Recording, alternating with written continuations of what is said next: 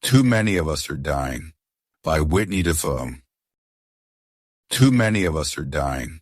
I see people protesting the rights of many marginalized groups and important issues. I see people up in arms over injustices faced by people all around the world. Injustices that should be fought against, and I do not intend to downplay. If I was healthy, I would be out there fighting against them too. But MECFS and long COVID patients are dying, not to mention suffering endlessly from symptoms that are often only comparable to what any other human being ever experiences right before death, for never-ending decades. And I don't see anyone even blinking an eye. I don't see anyone even seeing us. We do not exist for most of the public in this world. Racial equality matters. Climate change matters. Reproductive rights matter. LGBTQ plus rights matter. Voting rights matters. Labor rights matter. Immigration policy matters. Religious freedom matters, etc. There are a lot of things that matter, wink face. But we are asking for the right to live. We have already lost all of the rights people are actively in the streets fighting for in the list above. Gone. For decades. Again, we are dying. Most of us can't even have children, hold a job, go to church, be in a relationship. We aren't asking for the right to have the kind of sex we want to have. We are too sick to even have sex. We aren't asking for the right to practice the kind of religion we choose. We are asking to be able to practice anything, from religion to even simply taking care of ourselves, our basic necessities.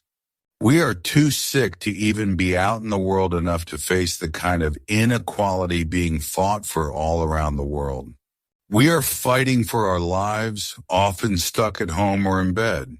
Where is the public outcry or even public support? Many issues matter. It is important to mention them, not to downplay them, but to show that people indeed fight for things that matter and put into perspective the lack of support for MECFS and long COVID patients who face much worse and have no support. We don't even have the awareness of our plight for the outcry that other issues face. We do not even exist for most of the public in this world. If I lit myself on fire in front of the White House with a sign about MECFS awareness, something I have thought about doing when I feel suicidal, but won't because I refuse to give up, it wouldn't even make the news, and even if it did, I would just be written off as a loony. People in this world care a great deal about many injustices, but they do not seem to care about us in the slightest. Hopes and dreams are the spark that weave everything beautiful about humanity. Every single thing in human history we are proud of. Every single thing that is renowned or gives us perspective or shapes our understanding about the world. MECFS and long COVID suppress all of our hopes and dreams.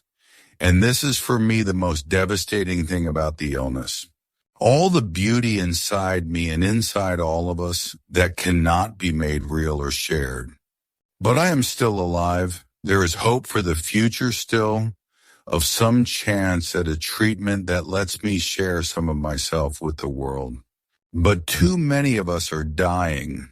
And when one of us dies, all of their hopes and dreams are not just suppressed, they are lost forever.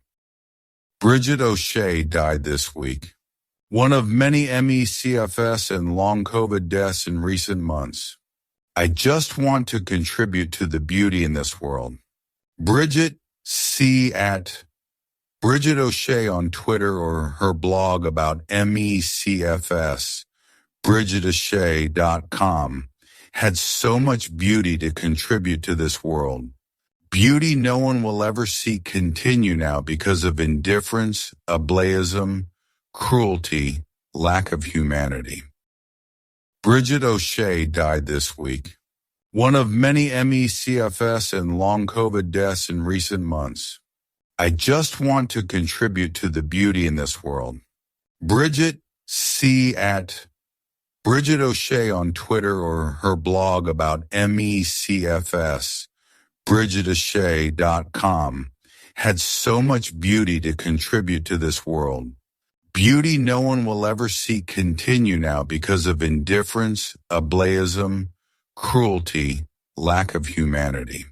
Bridget and everything she would have continued to contribute to this world were lost forever by the cogs of a big machine that doesn't care about anything but easy, quick, short-term money. But it's bigger than that. Even people who aren't part of the system of greed and care about equality, justice, social reform, etc., don't care about ME/CFS or long COVID patients. And I do not understand why. I am heartbroken, tired of being absolutely and completely stifled and suppressed, tired of losing beautiful people to indifference, tired of not knowing why people are so indifferent, tired of wasting away while beauty rots inside me. The world needs to start caring about us and standing up for us the way it stands up for other injustices. We are dying. We are losing every single one of our basic human rights, including our basic ability to contribute to this world, and the world is losing everything we have to contribute. And that must change. Someday research will show our suffering to be real, and it will simply be impossible to ignore us no matter what people think, and things will change. But the suffering and death we will endure in the meantime, and have endured for decades, is inexcusable. I will never forgive humanity or this world for our suffering, and for discarding the beauty inside every single one of us like it is garbage. To all of you, love, Whitney.